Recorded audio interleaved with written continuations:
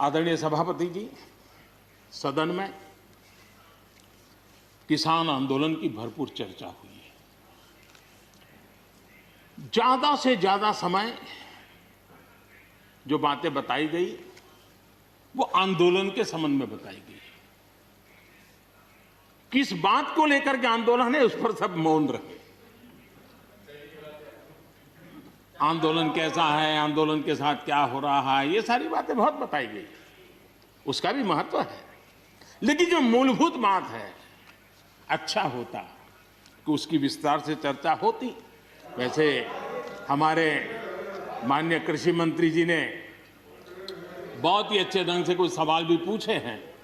उन सवालों के जवाब तो नहीं मिलेंगे, मुझे खातरी है, लेकिन उन्होंने बहुत ही अच्छे ढंग से इस विषय की इस सदन में चर्चा की है। मैं आदरणीय देवेगौड़ा जी का बहुत आभारी हूं कि उन्होंने इस पूरी चर्चा को एक गांभीर्य दिया और उन्होंने सरकार के जो अच्छे प्रयास है उसकी सराहना भी की, क्योंकि वो किसानों के लिए समर्पित रहे हैं जीवन भर, और उन्होंने इस सरकार के प्रयासों की सराहना भी की और उन्होंने अच्छे सुझाव भी दिए। मैं आदरणीय देवेगौड़ा जी का हृदय से आभार व्यक्त करता हूं। आदरणीय सभापति जी, खेती की मूलभूत समस्या क्या है, उसकी जड़ें कहां है, मैं आज पूर्व प्रधानमंत्री चौधरी चरण सिंह जी ने जो विस्तार से वो बताया था उसी का जिक्र करना चाहता हूं। बहुत लोग हैं जो चौधरी साहब की विरासत संभालने का गर्व करते हैं, वो जरूर इस बात को समझने का शायद प्रयास करेंगे।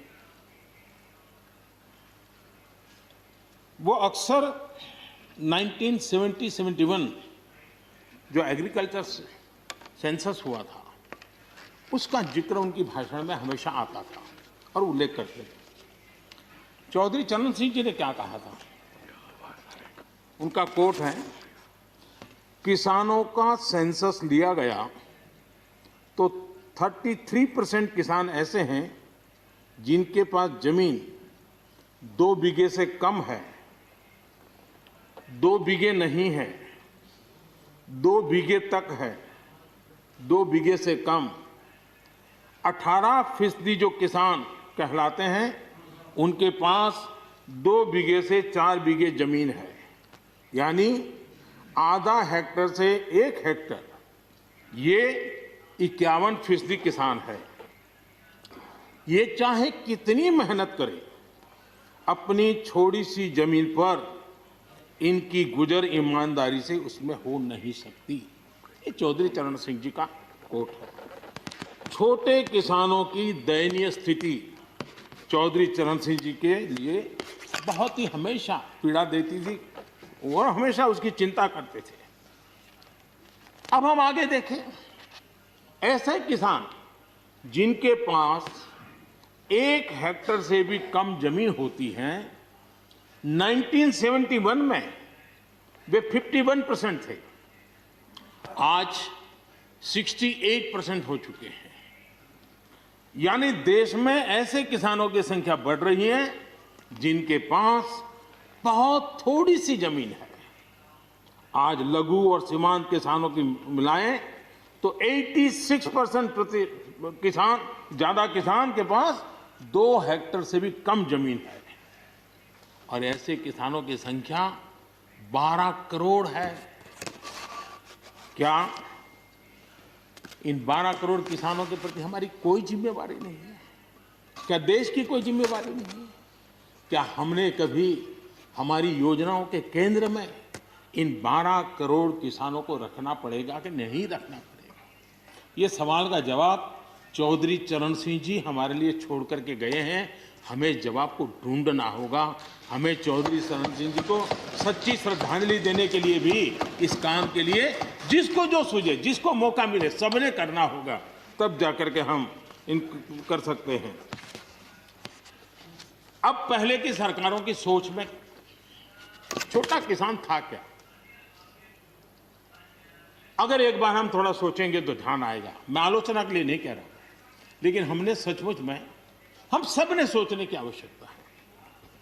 जब हम चुनाव आते ही एक कार्यक्रम करते हैं कर्ज माफी। अब वो किसान का कार्यक्रम है कि वोट का कार्यक्रम है, वो तो हिंदुस्तान में हर कोई भली भांति जानता है।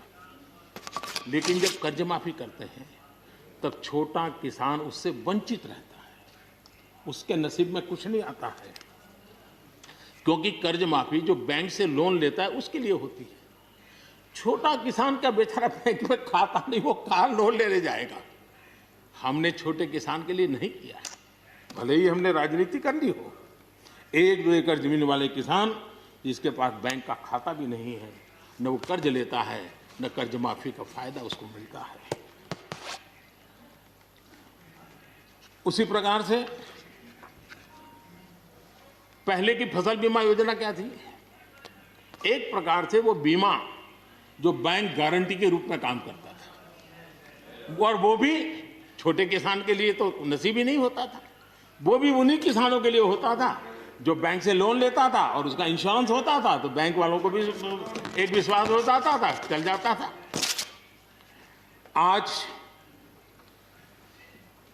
2 हेक्टेयर से कम कितने किसान हो गए जो बैंक से लोन? सिंचाई की सुविधा भी छोटे किसान के नसीब नहीं हुई।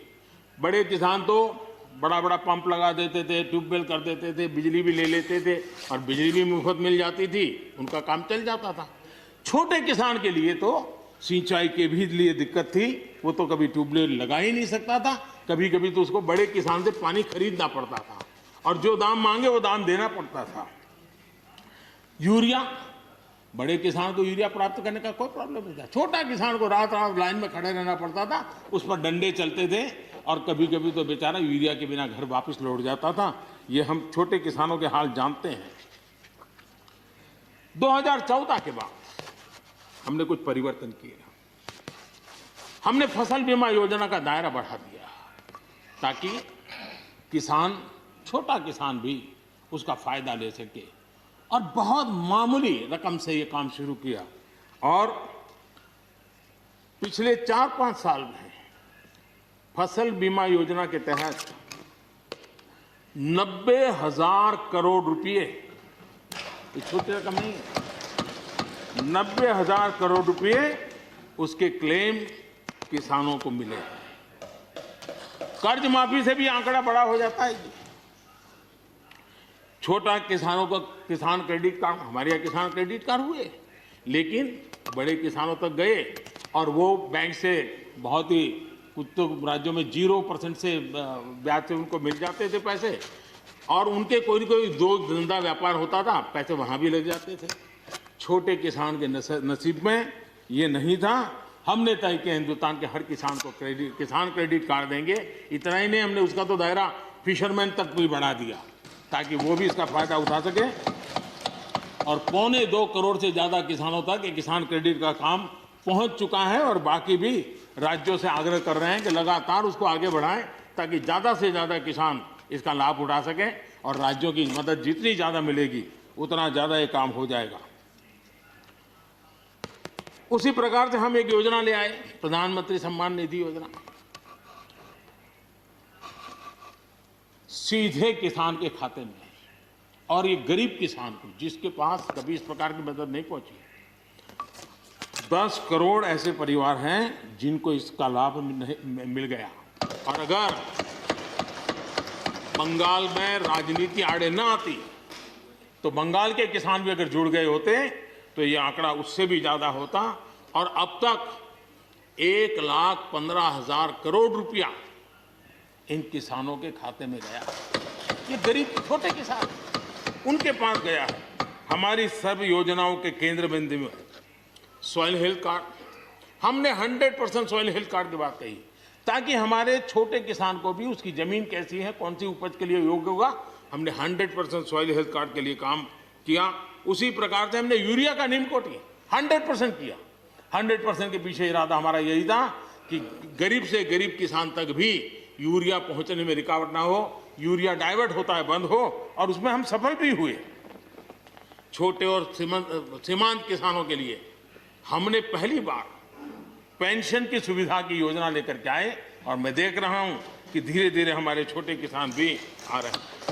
उसी प्रकार से प्रधानमंत्री ग्राम सड़क योजना, प्रधानमंत्री ग्राम सड़क योजना ये सिर्फ एक रोड नहीं है, ये किसानों की गांव की जिंदगी को बदलने का एक बहुत बड़े यश रेखा होती है और इसलिए हमने उस पर भी बल दिया।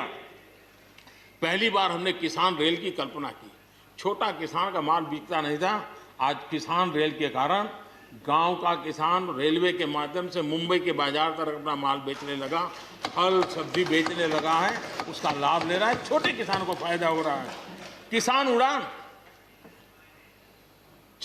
उड़ान के द्वारा हवाई जहाज से अब जैसे हमारे नॉर्थ ईस्ट इतनी बढ़िया बढ़िया चीजें, लेकिन ट्रांसपोर्टेशन सिस्टम के अभाव में वहां का किसान हमारा बेनिफिट नहीं ले पाता था। आज उसको किसान उड़ान योजना का लाभ मिल रहा है।